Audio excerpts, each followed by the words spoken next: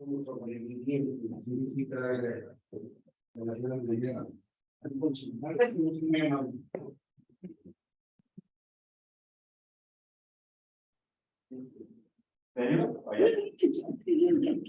De aquí ya puedo salir. Muy bueno, eso que yo ahora. Donde la conectamos. Bueno, muchas. Bueno,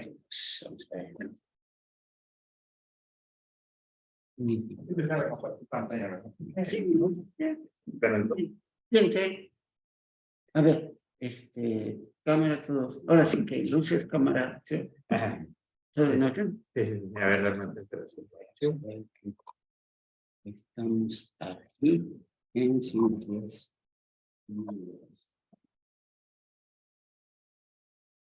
Y precisamente con comunicación jurídica opinión. Está proyectando bien, ¿verdad?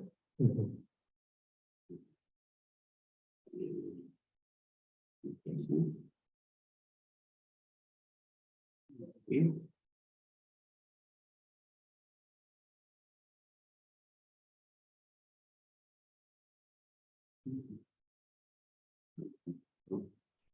El discurso y la aplicación.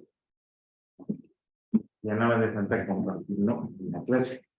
Ahora están en ¿Cómo se ve? nada del skate tantito. Muy bien. Escape. ¿En abajo? ¿En abajo?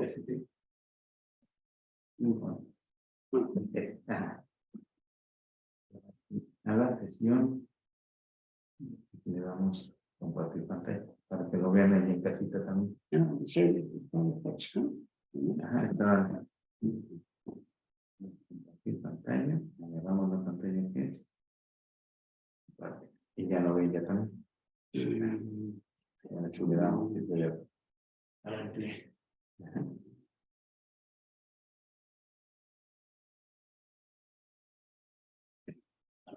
Muy bien. Ahí está, ahora sí ya está compartido. Yo no. Bueno, vamos.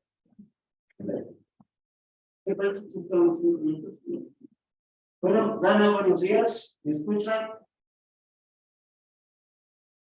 Dana, ¿me escucha? Bueno. Buenos días, sí, un poco alejados, pero sí. Perfecto. Ok, bueno, estamos precisamente con el tema en la clase de argumentación y fundamentos de retórica, viendo lo que es la parte, digamos, ya especializada de nuestro curso.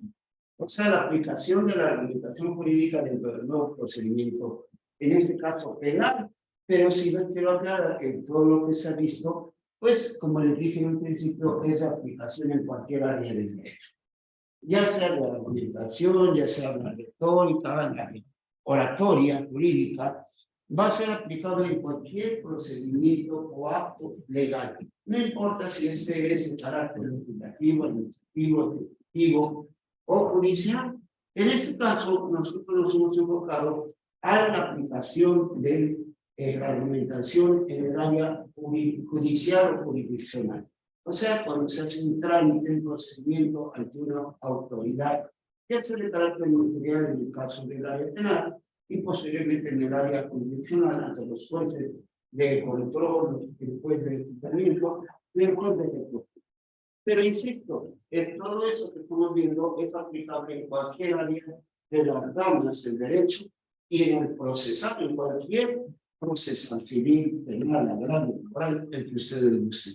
En esta ocasión me he permitido, precisamente por ser un poquito del de campo más atractivo, el área penal, pero igual lo que hemos explicado en una cuota del área del procesal, inclusive obviamente en el amparo. Hoy la tendencia en cualquier área del procedimiento es precisamente la oralidad, que es ahí donde incide nuestros conocimientos, lo estamos tratando de transmitir para ustedes. Después de esto, vamos a ver que decíamos, en el área penal específicamente, se va a manejar la oralidad desde un principio. Pero sí comentarles que aún cuando se dice es oral, en la práctica no es al 100%. Hay fases, por ejemplo, de integración de la CI o carpeta de investigación, donde se llevan a cabo una serie de recopilación de constancia, protocolos, investigaciones, precisamente. Entonces eso le resta un tanto cuanto el 100% de oralidad. Sin embargo, en donde se ve más enfáticamente la aplicación de la oralidad como principio de procedimiento es en la parte de la celebración de audiencia, donde definitivamente en el caso del procedimiento penal tenemos 3 audiencias y 2 periodos. Las audiencias son la audiencia inicial o de investigación, la cual se divide en 2 periodos, que es la investigación preliminar o inicial y la investigación complementaria o de carácter secundario. Obviamente, en ese caso, bueno, vamos a ver qué cambia en cada periodo de autoridad. En el primer periodo de la investigación es el Ministerio Público que tiene el carácter de órgano jurisdiccional y ante ella se llevan a cabo todas las diligencias que se necesitan, desde la presentación de la ley de querella hasta la total integración de la carpeta de investigación. Definitivamente también, posteriormente a ello, vamos a ver que viene la etapa del periodo de juicio, o más bien periodo de investigación complementaria, donde vamos a notar un cambio en cuanto al sujeto llamado órgano jurisdiccional, ya que el Ministerio Público deja de ser autoridad propiamente dicho, adquiriendo el carácter solo de representantes sociales, y en particular de la víctima, victimario o ofendido, y perdón, de la víctima o del ofendido, disculpe. Y ¿cómo se llama? Y quien adquiere el carácter de autoridad propiamente es el llamado juez de garantía o de control, en el cual, hasta el cual la celebración de una audiencia inicial, ¿verdad? Vamos a ver que se va a llevar a cabo una serie de actos, ahí sí de carácter oral, sí, verbalizado. Y ahí, desde ahí empieza nuestra aplicación de nuestra materia. Desde luego que, obviamente, en algunos entonces, el mejor orador es el que va a poder trabajar en este tipo de procedimientos. Les quiero aclarar, como se lo he dicho en otras ocasiones, no precisamente son los mejores oradores los que van a tener mayor éxito en el procedimiento oral actual. Yo, junto con algunos autores, Lexis, decimos que el mejor litigante va a ser el orador o retor eficaz, aquel que sabe manejar su oratoria y su retórica, por supuesto, su lingüística, indiscutiblemente, pero más que nada también sus conocimientos para convencer y persuadir a la autoridad. ¿Con base en qué? Con base en su argumentación lógico-jurídica y, junto con ello, también lo que es precisamente el manejo de los métodos. Entonces, al ofrecer pruebas, precisamente, tiene que haber elaborado previamente lo que decimos una teoría del delito y una teoría del delito. Y es ahí donde precisamente vamos a ver que en la teoría del delito, al expresarla, al exponer ante el juez de garantía, precisamente es necesario que el litigante tenga la capacidad para estructurar adecuadamente sus ideas y llevar a cabo lo que se llama, todavía no pruebas, sino serían datos de prueba, como le llaman en su actual Código Nacional de Procedimientos Penales. Esto implica que el abogado, desde que presenta una denuncia, cierta tipo de víctima, va a tener que proyectar, planear su forma de integración de la carpeta. Independientemente de que la autoridad tiene que llevar a cabo el control de esa carpeta, obviamente, ya llegando con el juez, el agente del Ministerio Público deberá tener claro cuáles son sus teorías del delito, los elementos que debe probar o que debe haber tenido ya datos de prueba de su investigación para reunir los elementos, por ejemplo, en la teoría funcionalista con 4 elementos, conducta, capacidad, responsabilidad, responsabilidad, ¿verdad? Perfectamente probada o presuntivamente probados en otros. ¿Por qué? Porque estos datos de pruebas no son definitivos. Sirven para decidir si se ejercita o no la acción penal que se acusa ante el juez de garantías en el periodo que estamos mencionando, de investigación complementaria o no. Y el juez en ese momento tendrá que escucharle por medio del acto llamado, primero, legalidad de la detención, si hay un detenido por flagrancia o caso urgente, y en un momento dado también hacer referencia, después de digamos, de control de detención o legalidad de la detención, decirle al Ministerio Público que si tiene algo más que expresar. Y en este caso tendrá que hacer lo que se llama el acto de imputación, donde propiamente él va a exponer con lo que tiene de datos de prueba todo lo que es su inicial teoría del caso. Posteriormente tendrá que depurarla y presentarla nuevamente ante el juez de juzgamiento, pero ya desde ahorita tiene que llevar a cabo una estructura y una expresión adecuada. Esto obviamente no sería posible si no tuviera la preparación, por ejemplo, de la estructura de la teoría del caso, con un análisis fáctico, o sea, la narrativa de hechos, asimismo, un análisis normativo jurídico basado en las leyes, en los artículos, en las fuentes de derecho, que le van a servir de sustento para ubicar legalmente todos los hechos que él refiere, en este caso como un delito con base en un tipo penal y una punibilidad que va a solicitar más adelante. Pero también deberá tomar en cuenta que todo lo que diga, todo lo que fundamente hay que probar. Y entonces vendría la tercera parte de su estructura de teoría del delito, que sería precisamente el análisis probatorio, donde con los datos de prueba que tiene, va a solicitar al final que se vincule a proceso al detenido, si está en ese momento ya una persona sospechosa y a disposición del juez de garantías. El juez de garantías, obviamente, con ello no se va a quedar y tiene en la audiencia que, con el principio de oportunidad, el principio de igualdad de las partes y de oportunidad, pedirle al imputado y a la defensa que también contesten primero esa acusación, esa solicitud de vinculación al proceso, para lo cual él podrá decidir si considera que con este documento pueden ser insuficientes para que lo vinculen al proceso, o si lo idea que ahorita mismo se resuelva.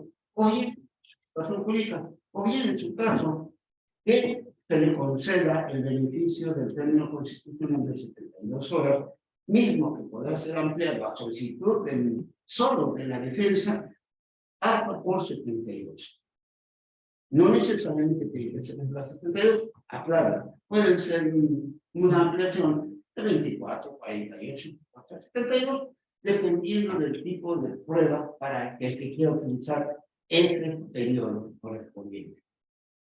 El Ministerio Público ahí ya no podrá intervenir en ese periodo constitucional del término de 72 horas o 144 si es que se amplía, porque solo es un beneficio para él imputar. Entonces, en ese caso, solo la defensa puede hacer uso para efectos de preparación de la defensa y la recopilación de pruebas para él especialmente.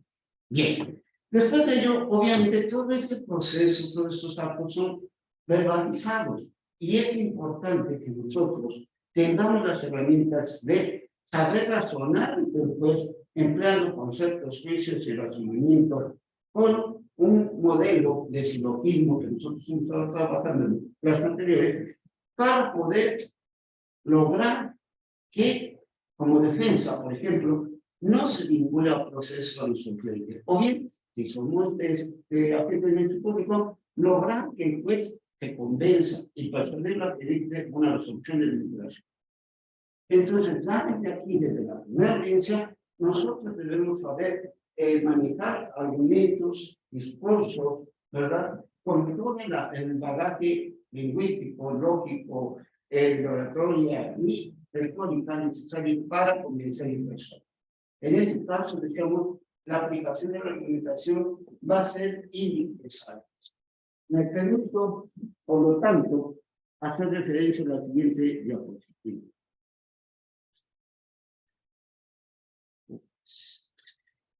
Ajá.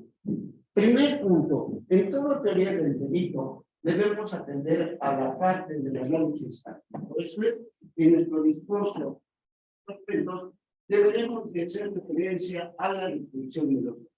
Eso es el análisis, la narrativa de los hechos. Y aquí yo quiero ser nuevamente muy concreto en el sentido de decir, ¿cómo describo los hechos? ¿Qué debo decir? Bueno, en la literatura jurídico-penal existe un autor que fue juez de instrucción llamado, de origen alemán llamado Karl Kloss, el cual nos indica que para estructurar bien una descripción de hechos, habría que atender a 7 puntos, que son, ¿qué pasó? ¿Dónde pasó? ¿Cuándo pasó? ¿Quién lo hizo? ¿Contra quién lo hizo? ¿Cómo lo hizo? ¿Por qué lo hizo? O sea, ser muy concretos, muy claros y muy sencillos en el cuerpo. No evolucionarnos con el término, con querer impresionar al juez contándole un drama que casi lo haga llorar. No, no es por ahí. Tampoco vamos a contar una novela. Vamos a narrar, a describir hechos concretos, pero con el enfoque de ser veraz. Que sea una historia real, no ficticia, no fantaseada. ¿Me explico? Entonces, a todos no le importa si ese día iba luciendo unos zapatos a tono con la bolsa de la víctima, si no es parte del necesario para la constitución del delito, no tiene razón, no tiene caso ninguno. Solo los puntos están. Tal vez suene muy escueto hecho de qué pasó, lo que pasó, con lo que pasó. Sí, pero esa es la guía para que después, inclusive, los de pruebas, en una testimonial, el testigo vaya enfocado a declarar sobre esos puntos exactamente y le quede claro, yo creo que qué es lo que se aplica. Bien, pero vayamos al punto primero. Dani, ¿quiere darle lectura al primer punto de esa diapositiva, por favor? ¿Me escucha? Bueno. Bueno, a ver, primero, decimos entonces que la primera línea dice, se trata de introducir un guión. Aquí la palabra guión es una, digamos, una línea que contiene la idea central, que vamos a presentar al juez, ¿ok? No es necesario que aquí digamos, pues se trata de una violación, un suicidio, un homicidio, un auxilio, el suicidio de otro. No, se trata de establecer un guión en cuanto a la idea de lo que pasa. ¿Sí? No necesariamente de citar el nombre del delito. ¿Me explico? Por ejemplo, se trata de un homicidio. Voy a enfatizar el guión que hubo la privación ilegal de una vida. Que para nuestro sistema toda privación es ilegal, para lo que se trate de procedimientos médicos en un tratamiento correspondiente. Luego, señalar cómo interactuaron los personajes, el escenario y su identidad. Aquí quiero hacer referencia a una presentación que cuando yo estudiaba nos hacía uno de los doctores que nos impartía la materia. Y decía, aquí hay 2 modelos para presentar nuestra teoría del caso. Uno, que es precisamente el ejemplificativo, donde te vas a dejar la narrativa a una puesta de escena de una clase. ¿Por qué? Porque vamos a tener que mandar precisamente personajes protagónicos y antagónicos. Vamos a necesitar de un lugar donde yo los he hecho en el nivel de acá, el escenario, ¿verdad? En el puerto jurídicamente de lugar de hallazgo o lugar de hecho. Pero también habría que manejar cómo es que cada uno de los sujetos interactuaron, intervinieron, qué hicieron. Para nosotros, si hablamos de la forma de comportarse En este momento, del sujeto activo del delito, me refiero al presunto responsable, precisamente, o sea, al presunto delincuente, había que establecer que, de acuerdo con el artículo 21 constitucional, perdón, 21 del Código Nacional Constitucional, se nos dice precisamente que en el Código Penal se refieren las modalidades de participación delictiva y, como ello, determinar la responsabilidad del presunto responsable. Concretamente se nos establecen 4 modalidades: la autoría, la instigación, ¿verdad?, la complicidad, ¿verdad?, y en un momento dado, precisamente, con la compilación a realizar ese delito. Entonces, vamos a ver que, dependiendo de cuál sea la modalidad de la forma de actuar del personaje activo delictivo, diría yo, pues vamos a determinar su posible recurso. Si es autor, ¿qué tipo de autoría tiene? ¿Material o intelectual? Lo planeó, lo organizó, sería intelectual. Lo ejecutó, realizó la sustracción o la omisión delictiva, entonces un autor material. Y puede ser que esas funciones estén reunidas en una sola persona, pero puede ser que estén asignadas a 2 o más personas en esa autoría intelectual o autoría material. Después, la complicidad. Se supone que todo el que ayuda a un delincuente es cómplice. Sin embargo, en este sentido, la ley nos dice precisamente que la complicidad solo se establece cuando, previo acuerdo del que ayuda al delincuente, realizan los actos necesarios para que, después de cometida la acción o la omisión delictiva, tenga posibilidad de evadir la acción de la justicia. Esto es, ocultándolo, facilitándole la fuga, prestándole tal vez el medio de transporte, ocultándolo en su domicilio o guardando las cosas que, como producto del delito, haya tenido que cuidar o más bien resguardar.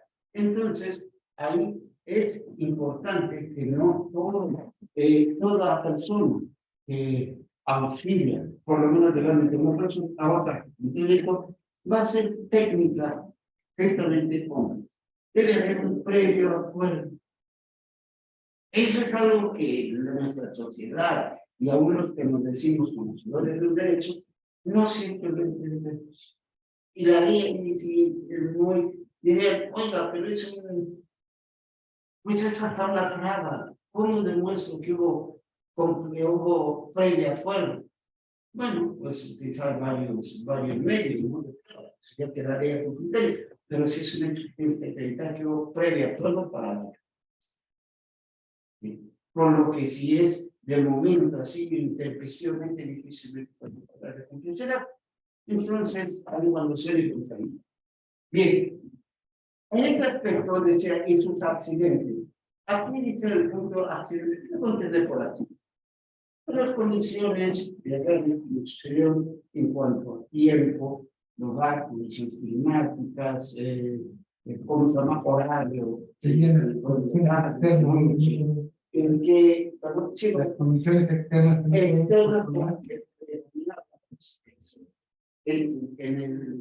las factores temporales, las condiciones del lugar, las condiciones del clima, tiempo, horario, etcétera, etcétera. ¿Sí? Bien, después nos dice, este es el momento de construir un relato en función de proposiciones fácticas y teorías jurídicas, sin perjuicio de reiterarlo en lo que quede del juicio.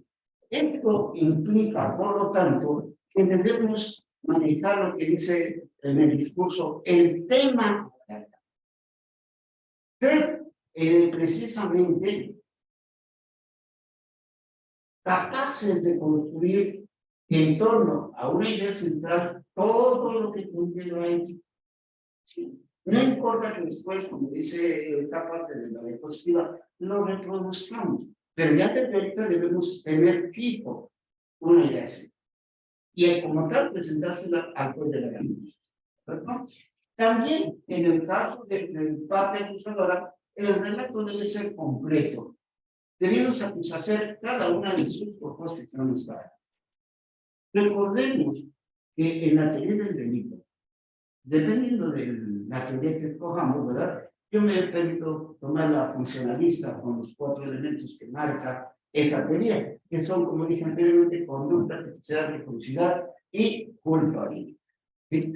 También, entonces, el Ministerio Público, que es el acusador, debe cuidar que en el relato se haga referencia en alguna parte que he dicho el relato a cada uno de estos puntos. Punto número 1. La conducta. ¿Qué hizo? ¿Qué acción o omisión realizó el sujeto presunto de delito? 2.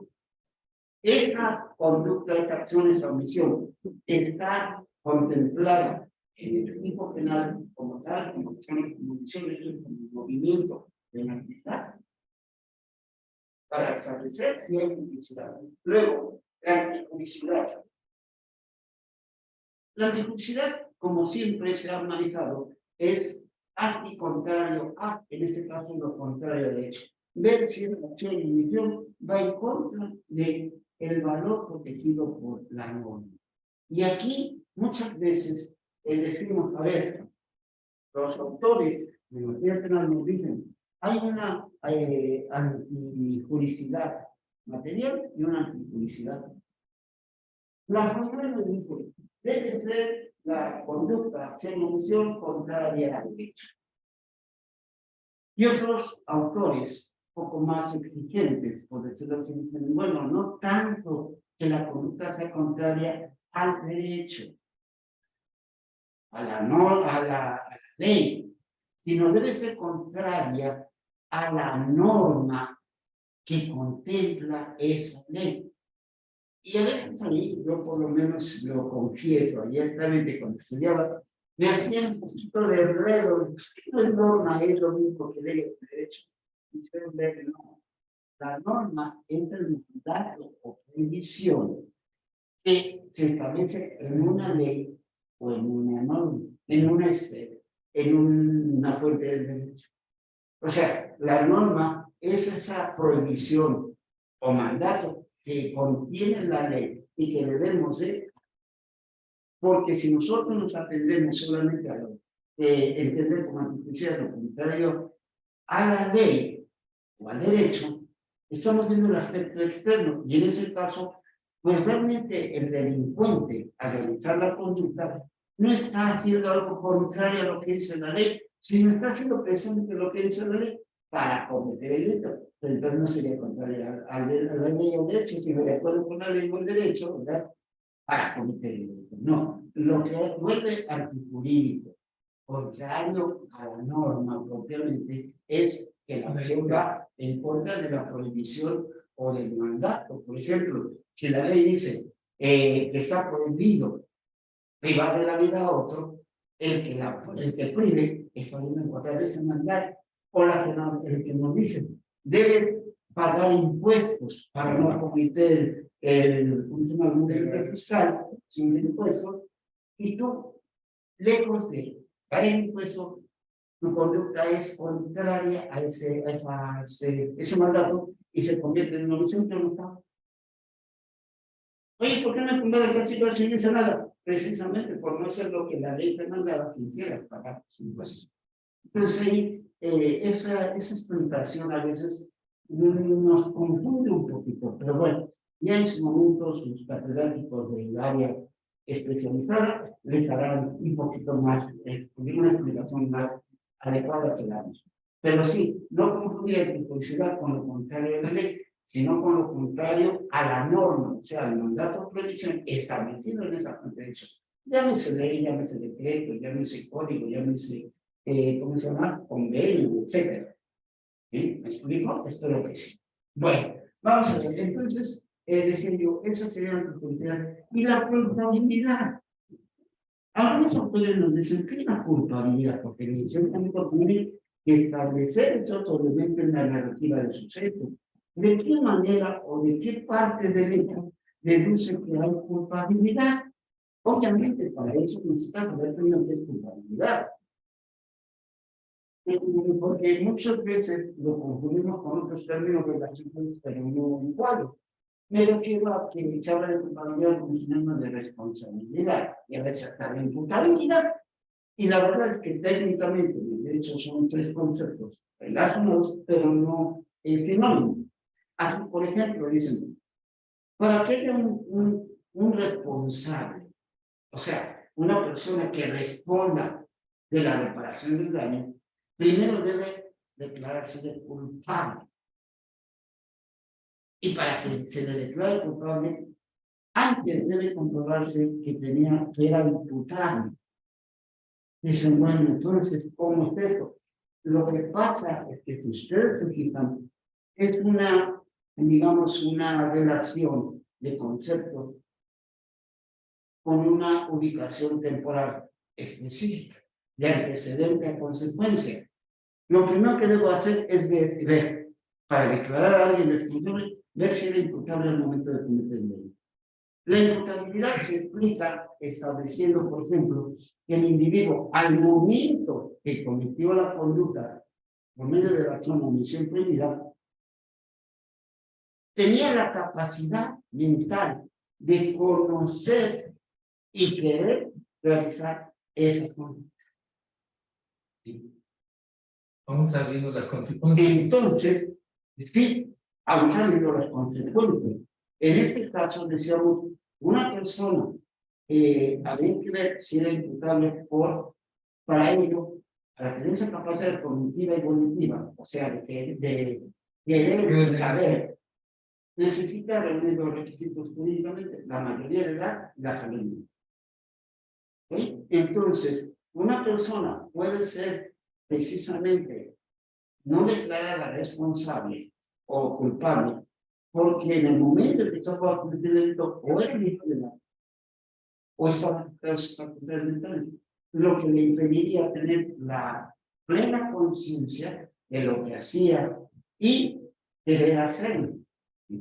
Entonces, si falta el hecho de conocer el acto como ilícito o de querer hacerlo, entonces no está presente probada la imputabilidad.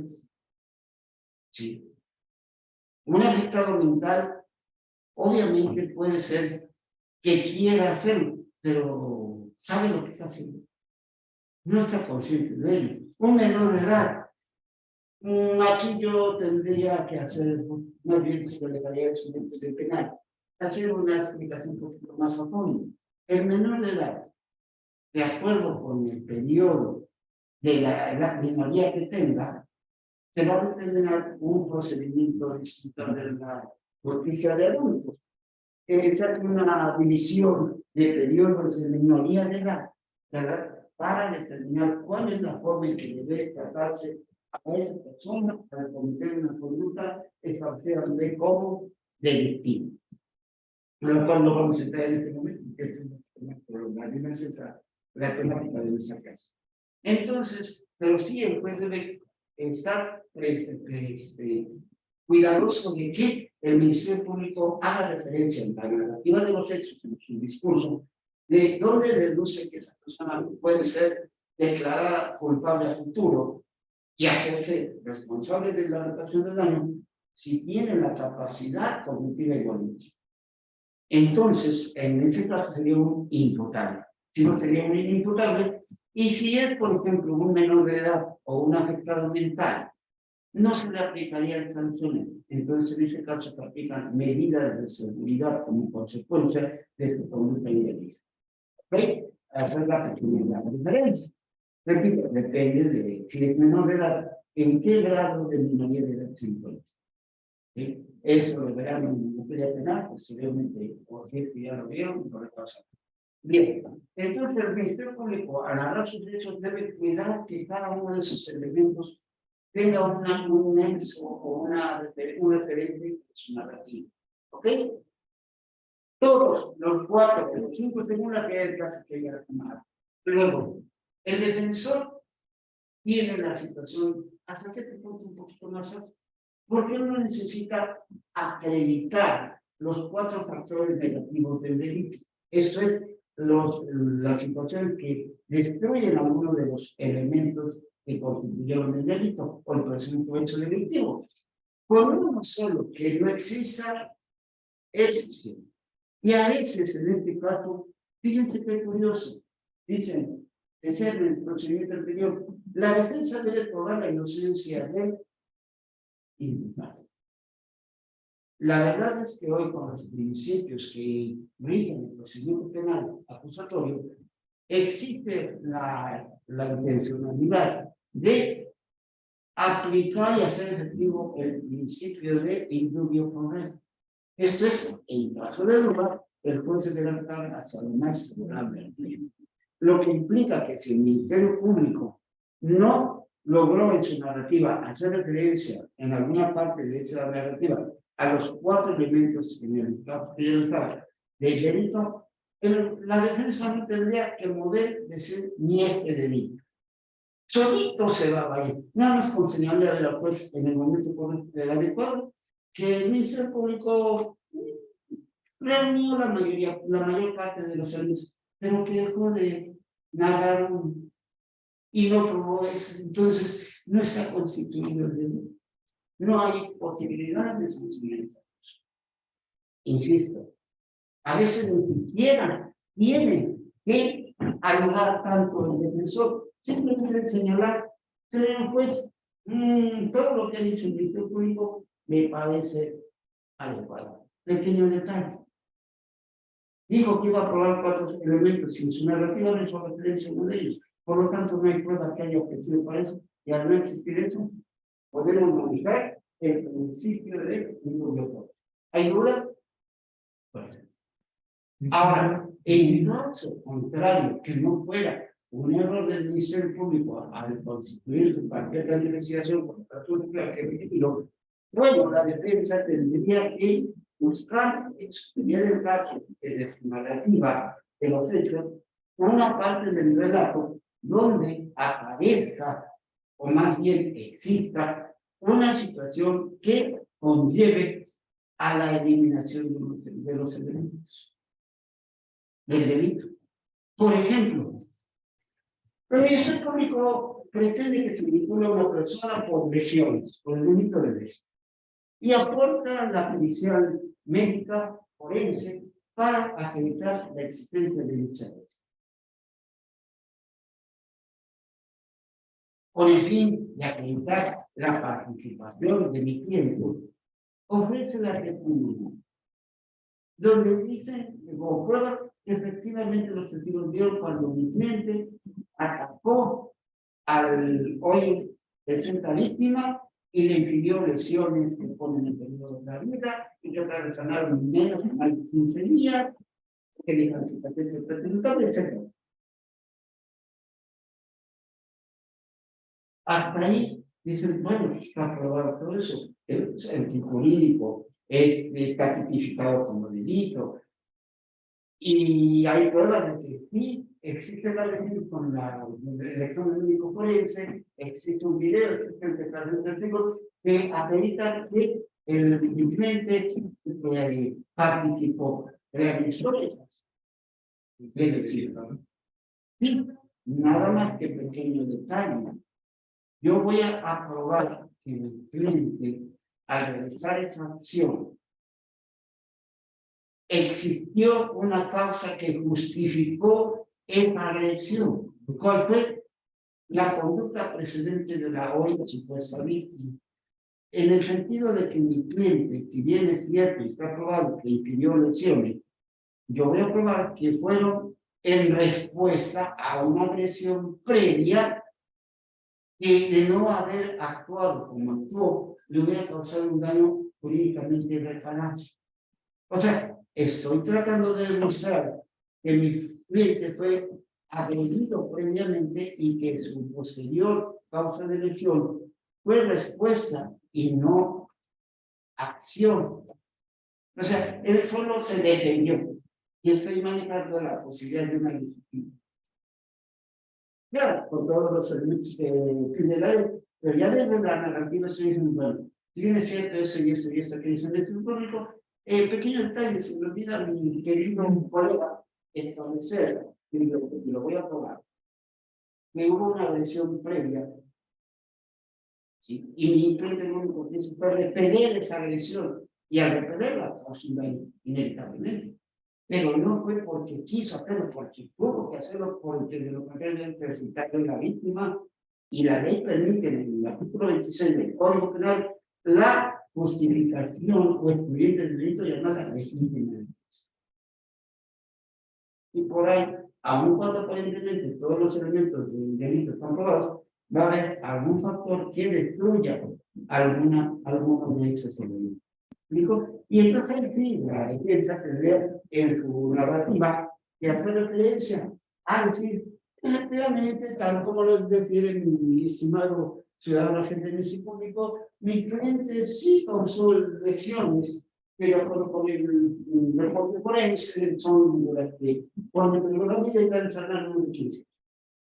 Efectivamente, fueron las circunstancias del lugar, tiempo, modo que requieren. No lo vamos a discutir, pero yo les quiero advertir que la versión es esta, la verdad es esta. Y entonces, narro los hechos, incluyendo el elemento de agresión previa de la hoy supuesta. Y acreditar, yo me voy a contentar con acreditar eso, nada más, que una agresión previa, que mi cliente reaccionó, no accionó, sino reaccionó para protegerse.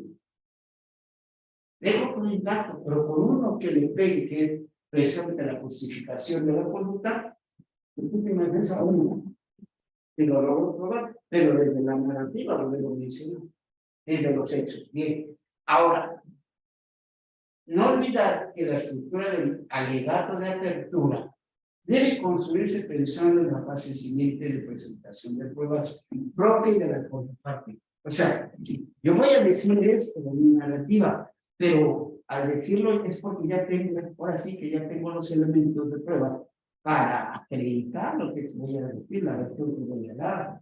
No voy a decir, no, a ver cómo lo pruebo. No, yo ya tengo previamente la seguridad de que tengo elementos probatorios. Y no, ¿para qué lo digo? Porque por decirlo, muy bonito, muy impresionante, muy práctico, pues de nada va a servir, de nada serviría. Debo de entonces estructurar de inicio y defensa, por ejemplo, con qué medio de prueba cuento, si no, de oratoria no. De retórica, no puedo, pero no va a ser, no tengo. ¿Ok? Entonces, es ahí donde nuestro alegato, nuestra retórica, nuestro argumento y nuestra oratoria van a ser el medio adecuado. El medio adecuado es la conversación. Y es claro, de lo contrario, por muy buen, mucha facilidad de palabra, muy buen lenguaje que tenga, un meródico habla mucho y con mucha facilidad. Pero eso no quiere decir que todo esté apegado a la realidad. Igual puede pasar por los abogados en el procedimiento. Si no tienen una preparación bien cimentada, pues pueden hablar bonito, pueden hablar con un lenguaje muy florido, muy elegante, muy impresionante. Pero si no tienes la suficiente capacidad de razonamiento, mi estimado, te quedas solo en el cascarón. No lo cultura, no llegas a la éxito. ¿Ok? ¿Alguna pregunta, Roberto? ¿Alguna pregunta, Dana? No, a mí me queda muy bien. ¿Ok? Sí. Bien. Recuerden, cuenten una historia. Breve. Fácil de recordar. Solo enuncie sus argumentos principales. O sea, justifique los puntos medulares de su acusación del ministerio o de su defensa. ¿Sí? No se engolosine, como decía yo hace un momento, refiriendo detalles intrascendentes para efectos del hecho como delito, o para la cuestión de la participación del delincuente o presunto. Y demuestre que es confiable. ¿Por qué? Porque está sustentada en un procedimiento lógico jurídico y en una investigación perfectamente. ¿Sí?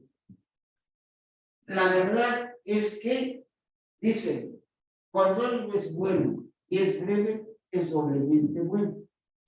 Aquí aplicaría para nuestra expresión de este análisis fáctico, narrativa de hecho, precisamente estar pendiente de los 3 puntos básicos de toda comunicación. Sea claro, concreto y sencillo. Concretud, sencillez y claridad. Y con eso puede ser que llegue a lograr lo que usted pretende. No es a gritos y sombreros, como decimos popularmente, que vas a ganar en una audiencia. No es haciendo llorar al juez como vas a lograr que al final te dé una sentencia. Porque lo impresionaste, lo impactaste, no. No tienes pruebas, olvídate, no se de nada. Ahora, por lo tanto, recomendación principal. Al dar su discurso de solicitud, en el caso de la vinculación al proceso, o de alguna posible defensa, no lea.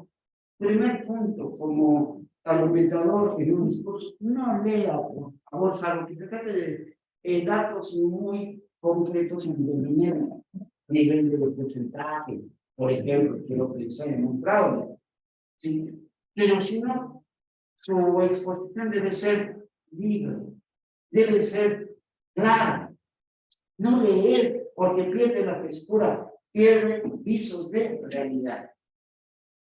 No exagere. Ay, ya usted pobrecito, mire usted su calidad. Ya usted, no exagere. No tiene saca. Bueno, entonces, como yo, tirando cargando, exagerando. Ay, es que si usted mira cómo sufre, ay, lo veo usted y veo llora constantemente, se pasa la vida y no está exagerando. Las cosas. No, ¿verdad? Cosa que como maestros también a veces se nos olvide y se vuelve una aburridor, pero no, porque estar aquí en bueno, está muy interesante. Y no se prepotente.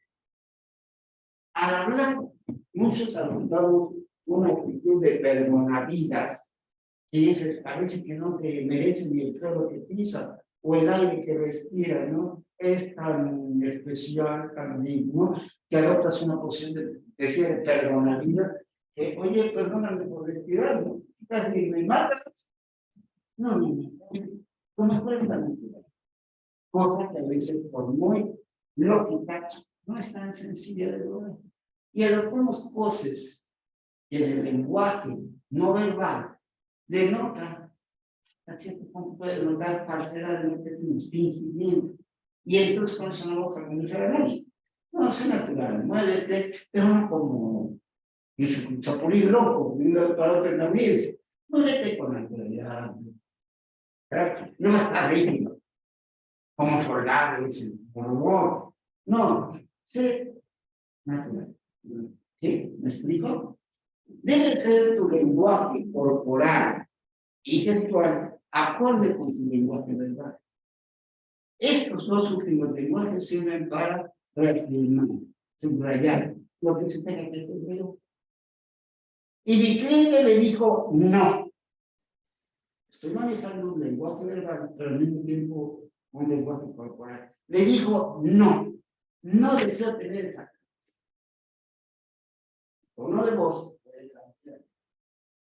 Pero no es una forma de decir. Llámalo estrictamente. Es difícil esto, pero es así se tiene que hacer. ¿Eh? Y repito, no tienen con una actitud de perdonabilidad sintiéndose los vivos de la audiencia. Mírate, ¿qué vas a hacer? Es ridículo. Es ridículo. Mientras que tiene una naturaleza clara, concreto, sencillo, sin tanto aspaviento, puedes convencer más a que si te puedes dedicar, ¿no?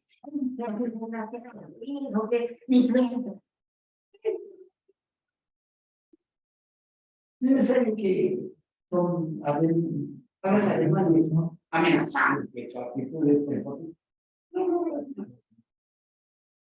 no, pero es que este es un, quién sabe qué, el hijo de otro hijo.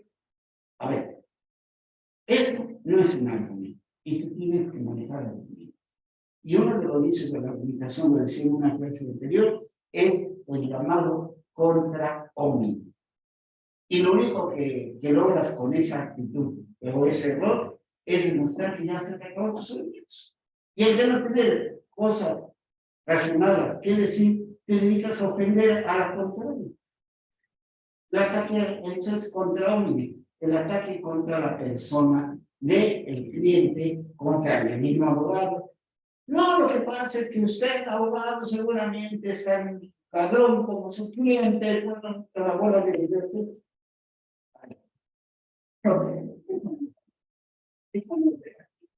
Eso es ser poco capaz de argumentar científico, lógicamente, racionalmente. Entonces, cuidado con eso. ¿Alguna pregunta o alguna duda? ¿Quieres preguntarlo? ¿Qué quieres hacer? Pues la verdad, yo sí me he aventado unos, en entrar a YouTube, me he hecho unos videos así, y sí, es lo que muy buenas clases de Contenido del alegato de la basura.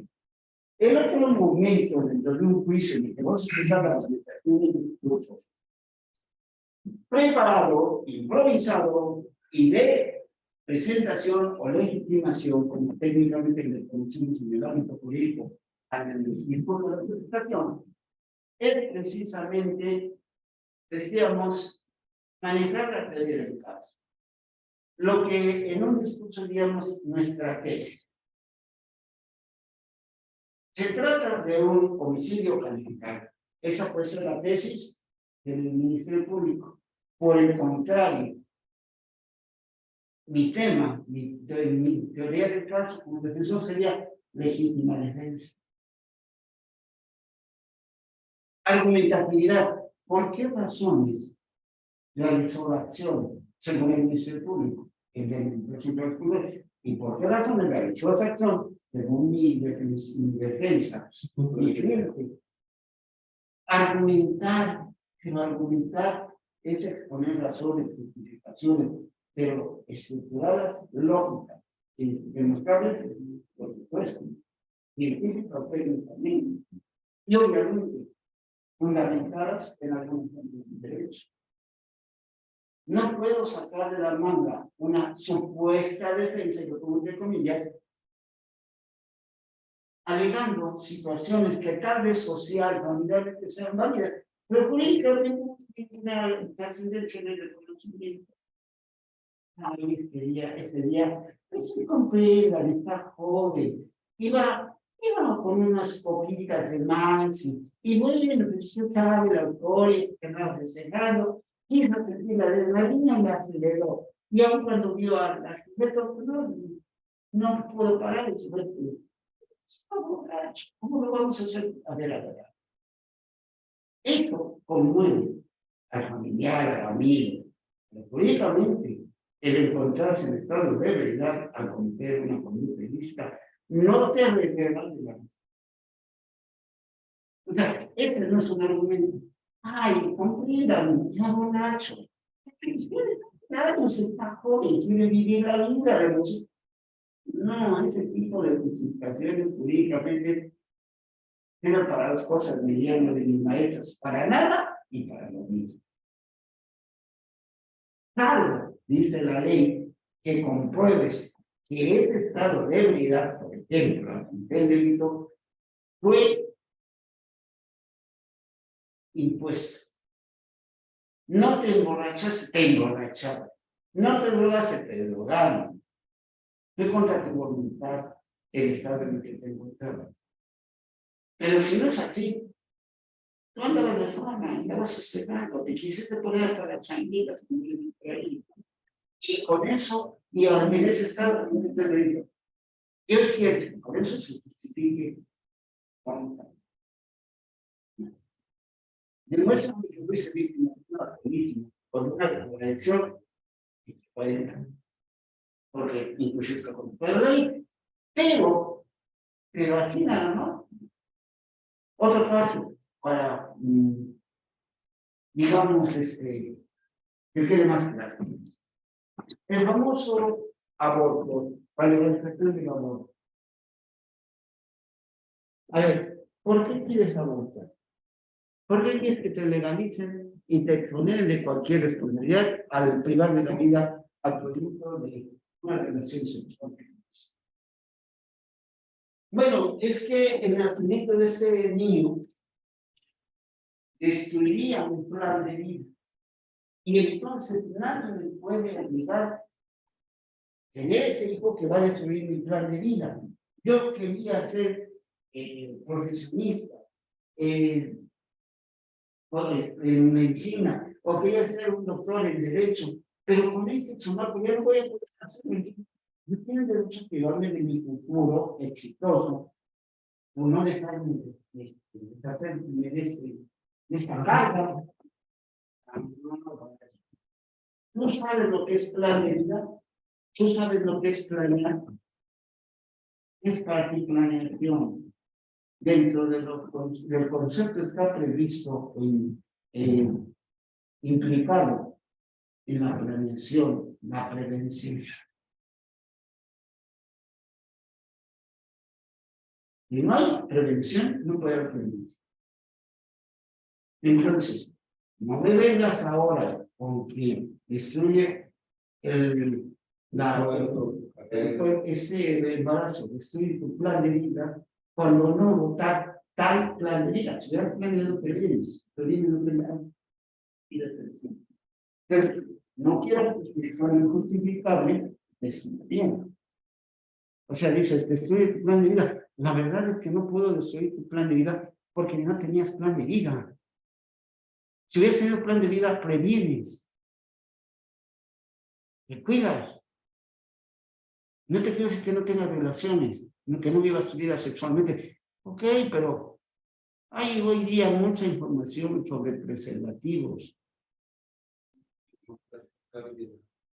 Entonces, decir que este nacimiento, este aborto tuviste que hacerlo porque tenías que proteger tu plan de vida, no, es que nunca tuviste plan de vida.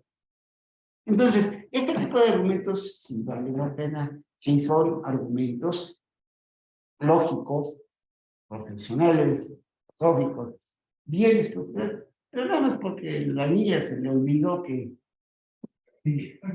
la pastilla o el preservativo y andaba de antro festejando. Y luego, no, pues es que ya me embaracé, no, pues ahora tengo derecho a decidir de mi cuerpo. Hay muchas, en estos temas tan debatibles, hay muchas salidas, pero hay que incluir la temática. Entonces, un argumento debe ser, sí, convincente, que sea contenido en la ley, y no porque socialmente, filosóficamente, personalmente me parezca. No. ¿Okay? Como abogados hay que cuidarnos. O por eso dice, debe tener el fundamento legal, que lo que tú manejas como justificación, como argumento, esté fundamentado en ley. Ahora bien, de acuerdo con las características, de acuerdo con el contenido del alegato de cláusula, es la característica más peculiar del alegato. En las etapas previas, esa actividad es impropia. En cambio, ahora resulta indispensable. Ahora, en el alegato al final del juicio, debemos de ser pero muy cuidadosos de manejar argumentos bien cimentados, con lógica, derecho, científica y técnicamente si necesario. Y como dije hace un momento, no nada más porque yo creo, yo supongo, de acuerdo con la costumbre de mi pueblo, de acuerdo con la ideología de mi padre, de mi abuela, No, no. Aquí tiene que ser precisamente el proveedor de clausura, poner todo el énfasis en tus argumentos, pero así, bien estructurados. ¿Eh? Porque al final de cuentas, en este punto del procedimiento, es que el juez va a tener la mayor atención para ver si realmente con todo lo que hiciste, todo lo que dijiste antes, con todo lo que aportaste como pruebas, con todo lo que razonaste hoy, es posible llegar al conocimiento de una verdad. Acuérdense, en una estructura de razonamiento, normalmente se maneja el método deductivo, que va de lo general a lo práctico. Pero desde el punto de vista de la investigación, el método deductivo, partiendo de un conocimiento previo, científico, técnico, jurídico, nos va a llevar al conocimiento de un saber nuevo. ¿Okay? La ley dice esto, pasó esto, concluimos. A favor o en contra.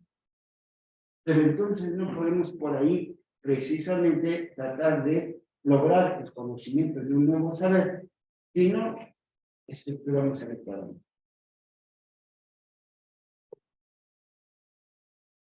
Dice, un alegato final es argumentativo si contiene aprovechamiento de la prueba inicial. O sea, los datos de prueba que no el Ministerio Público es parte de la investigación. Inclusive podría manejarse como defensa, pues en ese momento me permito hacer referencia a los precisamente medios de prueba, datos de prueba concretamente, que integraron la paquete de investigación de mi estimado colega, el secretario Julián Carlos. Sí, existen datos de prueba que poseen esa posterior de base para integrar la investigación. Pero nada más es inicial. Por lo tanto, no son suficientes para hoy día poder dictar una sentencia y declarar una culpabilidad definitiva y hacer responsabilidad. Ahí estoy aprovechando. Es más, habrá quien diga, oye, pero estás dando la razón. No. Estoy explicando la razón de qué es lo que pagó y a qué alcance tiene. Y al final voy a dar como dicen, el golpe final. Esta es la oportunidad en que podemos sumar trozos aislados de la historia relatada a través de la prueba e integrarlos a través de las hechos que construyamos. Efectivamente, se acreditó en la carpeta que existió una persona privada de ella. Se demostró, quedó recientemente demostrado, el medio de Simón, o el elemento de Simón. La pistola, el proyectil, el arma punzocortante, contundente, etc. Eso hace posible que les observe la operación de la vida. Por supuesto, yo no tengo nada contra eso. Pero, y ahí en el pero, como eso va mi justificación, mi argumento válido y bien cimentado. Por mi vida y no obstante que todo eso existe, el hecho de que a través de un video, mi estimado Ministerio Público haya detectado, les haya demostrado la presencia del hoy defendido, no implica el momento de la acción lesiva que privó de la libertad. Podemos decir en otra forma, tal vez estuvo en el lugar y en el momento equivocado. Que es lo único que demuestra su video del Ministerio Público, ni siquiera lo conocimos. Efectivamente, la cámara que lo enfoca lo hace ver ahí en ese lugar, junto al cadáver. Inclusive hay manchas de sangre en su mano. Pero con todo ello no se demuestra el momento preciso en que accionó el arma y su disparo, o el movimiento con el arma punzocortante para herir y privar de la vida. O sea, aprovechando todos los indicios anteriores, pues vas a destruir a alguien, ¿no? Por eso dice, hay que aprovechar y bien los que integran los siguientes progresos. Pero Y eso lo fortalezco cuando yo con otro video de otra cámara se detecta que llega una tercera persona que no es el cliente y por características y por tiempo. Y a mí sí se ve que esa persona es la que agrede, realiza la acción encima y huye. Ahí sí. Entonces, no pueden estar responsabilidades por el hecho de que hay un video donde está ahí, aparece. Pero eso no implica que al momento en que se efectivamente, el arma que se utilizó tiene huellas dactilares de mi cliente, lo prueban en el dictamen pericial, dactiloscópico emitido por el perito señalado, nombrado por la parte acusadora. Sin embargo, también desde un principio se acreditó que en ese elemento de prueba existían otro tipo de huellas que no corresponden a mi cliente y que coincidentemente son de la hoy víctima, lo que probaría que el arma la manejó primeramente y mi cliente lo único que hizo, aún cuando son sus huellas, fue detener el golpe por eso. O sea, ahí voy a manejar lo que dijo mi circuito, pero voy a implementar otro medio de prueba, otro enfoque de razonamiento por mi conocimiento. Bien. Yo quiero hacer más allá del explícito. Si hay algo que no se entienda, por favor, este es mi problema. Perfecto. ¿Sí? Integración jurídica. Bueno, aquí ya vamos a hablar de otro tipo de situaciones que se lleva a cabo cuando se maneja el fundamento, el análisis normativo de la institutos. Existen casos a nivel jurídico general, y enfatizo general, que nos dice que cuando una ley es incompleta, no prevé todas las posibles hipótesis sobre las cuales puede existir un hecho de realidad, se puede manejar otro tipo de normatividad que complemente a la existente, y entonces habla de fuentes supletorias de la ley o del derecho. Sin embargo, precisamente esa integración en materia jurídico-penal no es posible. ¿Por qué? Porque precisamente el artículo 14 de nuestra Constitución nos dice, reconociendo el principio, no crimen, no la pena sin ley, que no puede aplicarse sanción alguna a una conducta sin que exista esa sanción en un delito. O no puede existir una conducta como delito si no hay un tipo penal en una ley. De ahí que la única fuente de derecho penal sea la ley. Y por lo tanto, no se puede hablar de una integración normativa jurídica en derecho penal, puesto que solamente la exclusiva fuente de derecho es la ley, el derecho penal. Sí, no podemos aplicar costumbres, por ejemplo. ¿Ves? No voy a llegar a que sea la conciencia de un grupo humano. No. Es que de acuerdo con el costumbre de mi pueblo es. No. Hay una ley expedida por el poder de ser de no sí.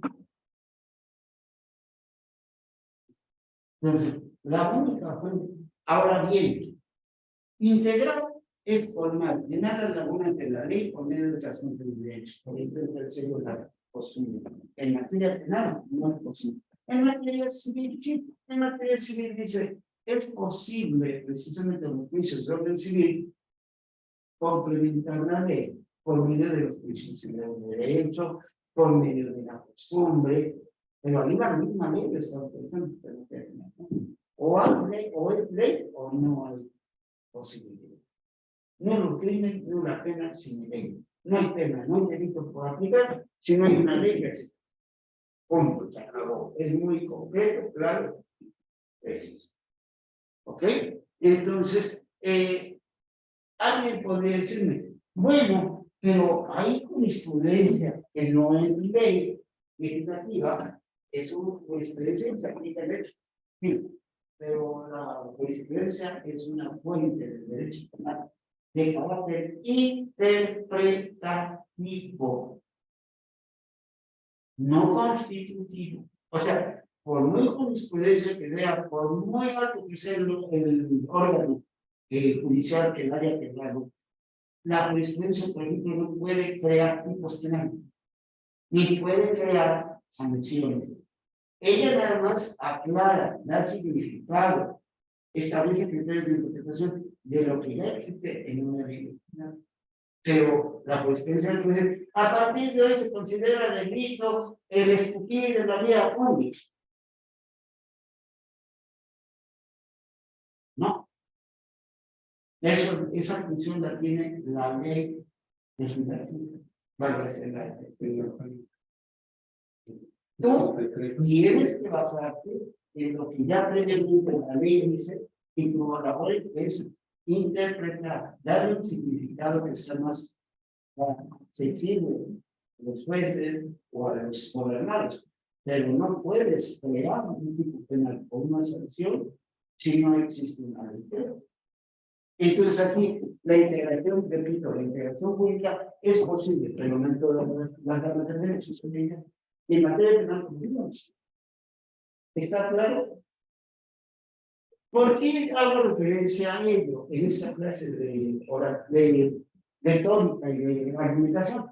Porque precisamente algunos abogados,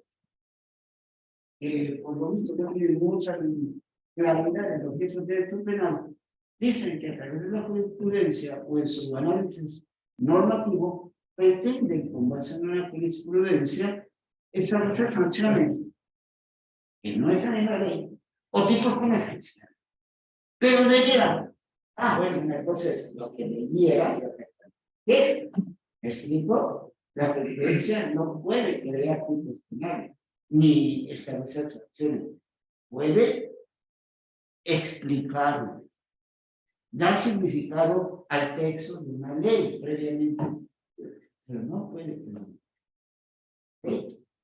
Ahí está claro en el análisis normativo de nuestro discurso de alegatos de clausura o de apertura, cómo se debe manejar la parte normativa. No es tan fácil como decir, pues, es jurisprudencia y es superior al código. Va. No parece. Si tú quieres determinar a través de jurisprudencia, por ejemplo, ¿qué debemos entender por obvio? Pero previamente, el Código Penal ya habla del homicidio por razones de odio, homicidio calificado.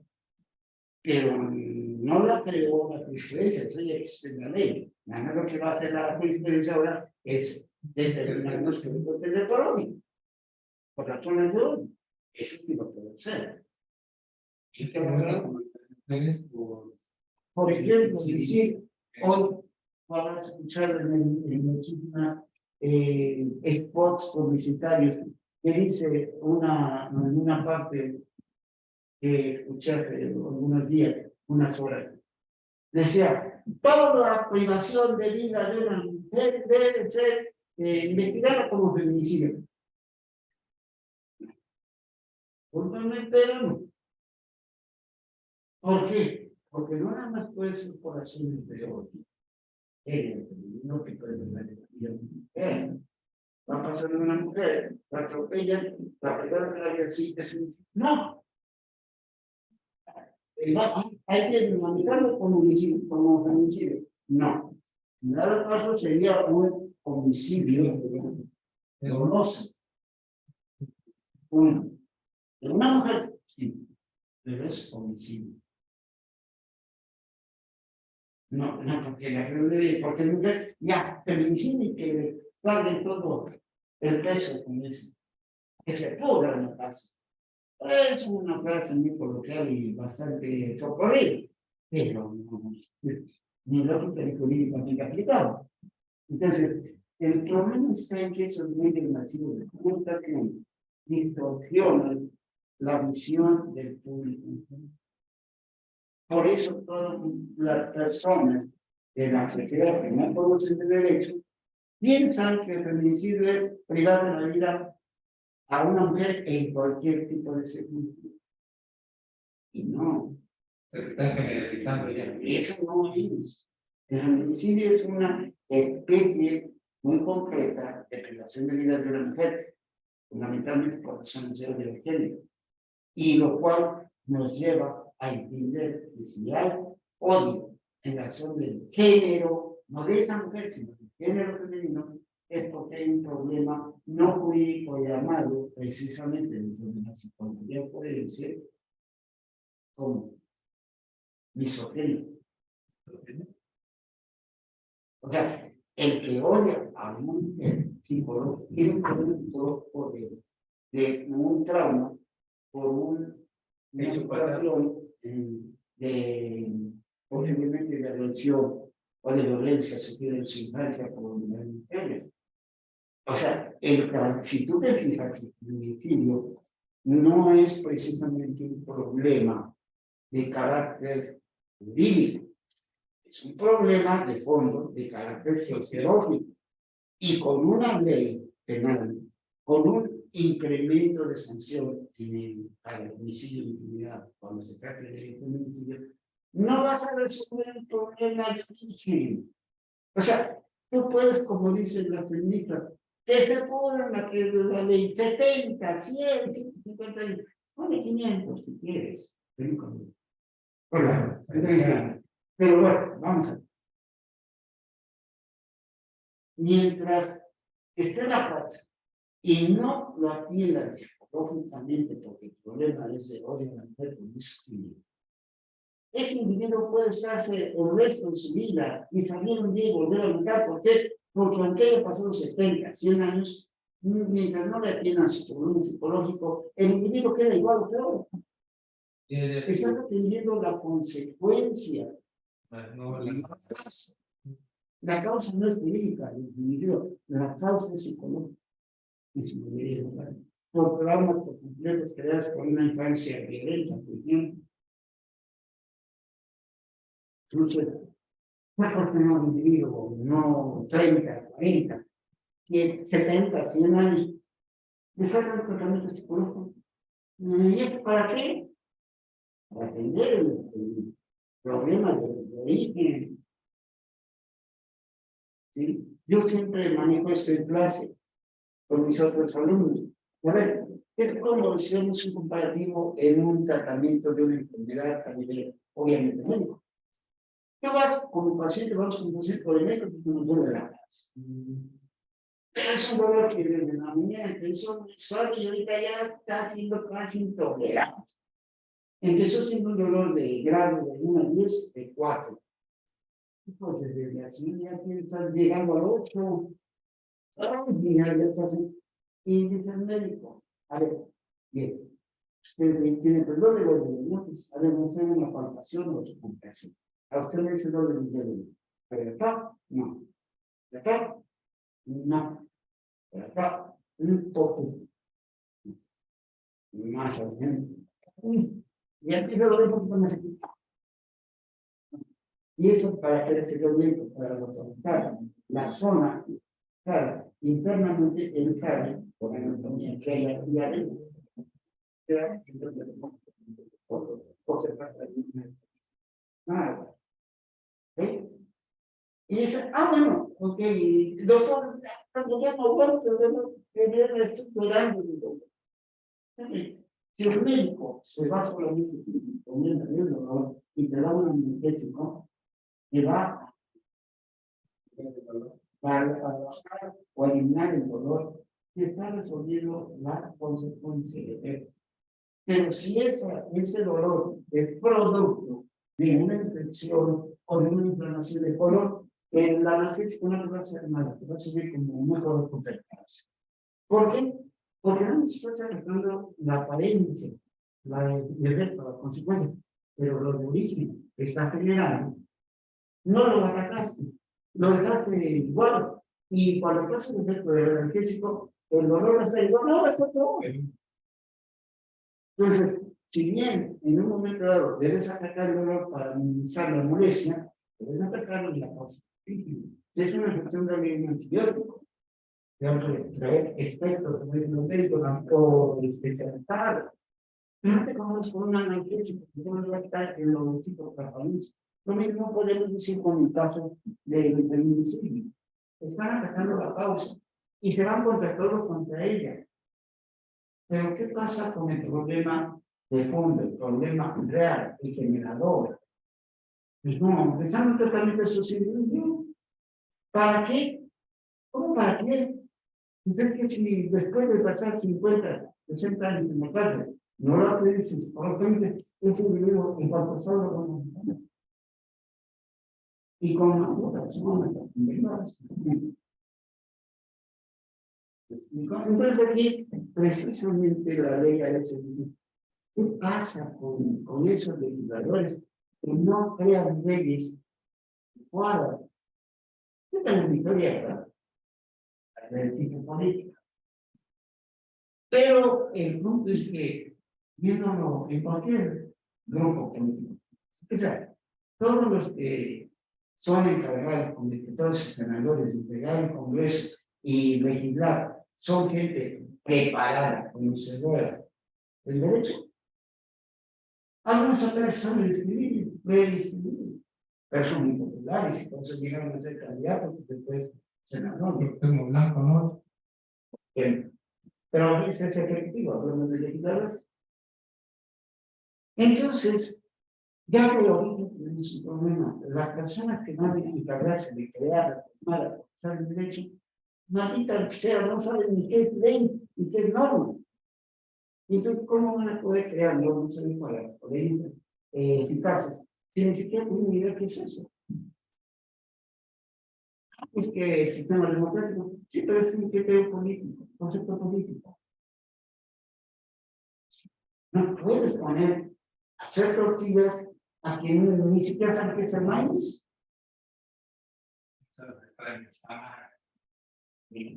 Y tú ya lo quieres poner a hacer tamales o las noches. No va a poder. Y no es culpa suya, no es de quien lo inició.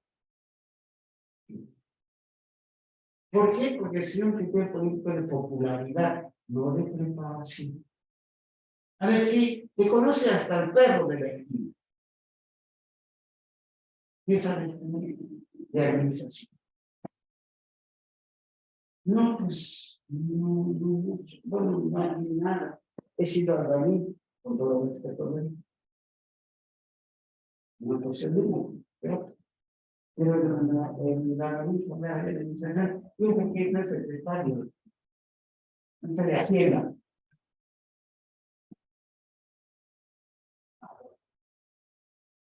Y con criterio político, mira, llegó a ser secretario de Educación porque es maestro.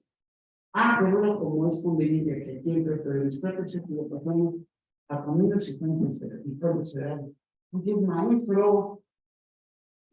Pero ya tiene experiencia en la administración pública.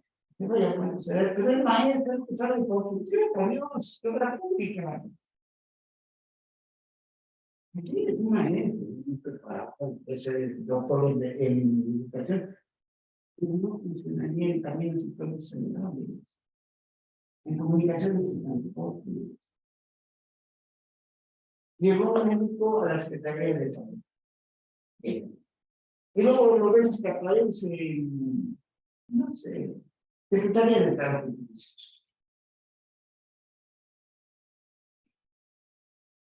No.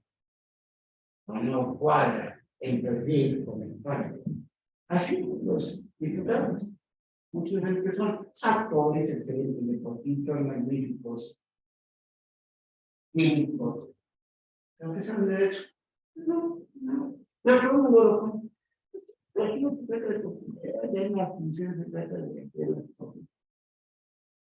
O se puede nombrar de eso. Una vez llegó, y termino con eso, llegó a Puebla un doctor en Derecho extranjero para impartir nuevas técnicas legislativas a un conjunto Y bueno, después de la presentación, el aplauso, dice, antes de iniciar esta charla, quisiera que me respondieran una pregunta a todos. ¿Saben hablar español? Pues que no. Oiga, ustedes somos mexicanos, por supuesto que no se enoje. Sucede que hace unos años me contrataron para dar un curso de proceso legislativo en Oaxaca. Y los legisladores no hablaban español, hablaban en dialecto.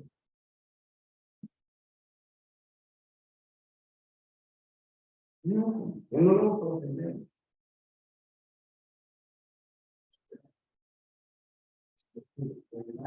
Me escribe, apenas se alcanza a escribir su nombre, y son legisladores, son diputados, son senadores. Muy conocido, mucho por existe. Y entonces la gente que van a acabar, y cuando a la feminicidio, el feminicidio realmente tiene razón jurídica de existir. Nada. Es político, para ganar votos de la gente. Te asombra, ¿no? Es mucha justificación política. Y existe el homicidio calificado por razón de odio. No vamos a romper el hombre completo, ¿vale? ¿Para qué crear un tipo especial? Te salvamos, y tal cuatro que uno, bueno, tiene que platicar la mujer. También soy sujeto de cosas. No, entonces crea el hombre, y ¿por qué nada más a la mujer? Y yo creo que yo no. Y no la canción de los mujeres. Por eso digo, a veces, cosas así. Carmen, muchas gracias por su atención. Si tiene alguna pregunta, creo que nada más. No sé si... Gracias, muy amable. Luego. Gracias a usted, hasta luego.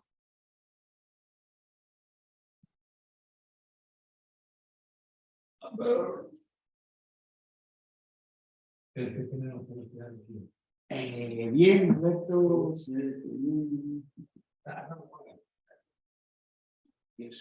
Ya lo sé.